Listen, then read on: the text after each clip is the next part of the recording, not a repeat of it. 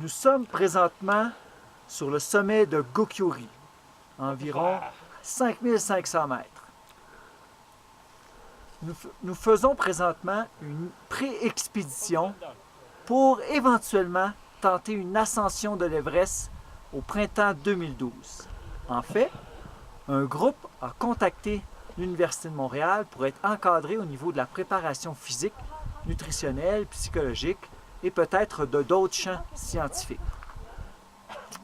Dans cette préparation qui nous amène à l'Everest au printemps 2012, une pré-expédition a été prévue. Dans cette pré-expédition, plusieurs objectifs étaient à l'ordre du jour. Le premier objectif était évidemment de rencontrer l'équipe qui allait encadrer au niveau technique l'ascension de l'Everest.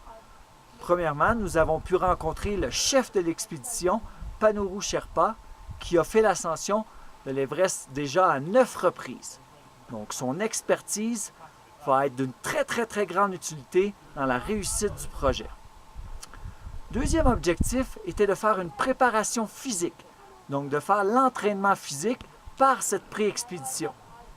Donc autant au niveau des longues durées d'efforts au cours des journées de trek, autant lors d'intensités plus élevées, comme la montée ici de Gokyuri qui s'est faite à une intensité élevée pour tous les participants, et aussi la densité, c'est-à-dire de cumuler des journées d'efforts à longue durée ou à intensité élevée de façon consécutive. Au niveau technique, il y avait aussi de la préparation qui pouvait se faire. Donc, juste par l'ascension du sommet Lobuche, qui a une pente qui est très escarpée, qui est au moins aussi escarpée que l'Everest, il y avait une bonne préparation technique qui était faite au niveau des méthodes de l'alpinisme avec l'équipement technique. De plus, c'était prévu de faire quelques pratiques sur roche et quelques pratiques sur glace. En plus de la préparation physique, de la préparation technique, il y avait toute l'approche nutritionnelle. Donc, voir les possibilités de surcharge glucidique avant les efforts, voir la prise de glucides avant l'effort. Donc, s'il y avait un départ qui était tôt le matin, est-ce qu'il était possible de bien déjeuner le matin? Quel était l'effet de l'altitude sur cette prise de glucides? Et la prise de glucides à l'effort, était-elle possible aussi? On sait que les effets sur la nutrition en altitude sont assez difficiles. On voulait voir aussi l'alimentation en général. Qu'est-ce qui se passe au niveau gastro-intestinal? On voulait voir s'il n'y a pas de perte de masse musculaire. Donc, est-ce qu'il y a suffisamment, la prise calorique est suffisante, la prise de protéines est suffisante. Donc, plusieurs aspects à observer quant à la préparation nutritionnelle. La préparation psychologique aussi était importante. Donc, on veut savoir, est-ce qu'on est capable de déterminer les rôles de chacun des participants à l'intérieur d'un groupe?